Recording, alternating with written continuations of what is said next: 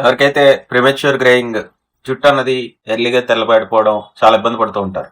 వాళ్ళకి నల్ల నువ్వులు అన్నది బాగా ఉపయోగపడుతూ ఉంటుంది. ఈ నల్ల నువ్వుల్లో కాపర్ అన్నది బాగా ఎక్కువ ఉంటుంది.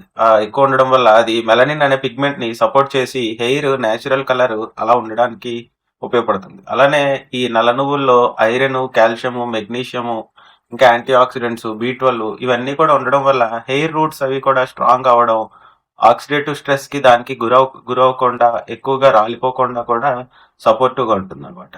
కాబట్టి న్యాచురల్ పిగ్మెంటేషన్ కి ఉపయోగపడుతుంది ఈ నల్ల నువ్వులు. ఒక టేబుల్ స్పూన్ ఏదైనా రోస్ట్ చేసుకొని ఏదైనా సాలడ్స్ లో కానీ దేంట్లో అయినా వేసుకోవడం కానీ, లేకపోతే ఏదో రకంగా ఒక టేబుల్ స్పూన్ ఒక వామ్ వాటర్ లో కలుపుకోనో లేకపోతే పౌడర్ చేసో ఏదో రకంగా ఒక టేబుల్ స్పూన్ ఒక 3 నెలలు కంటిన్యూగా వాడితే ప్రతిరోజు ఒక టేబుల్ స్పూన్ చాలా రిమార్కబుల్ రిజల్ట్స్ అయితే చూసి ఉన్నాయి.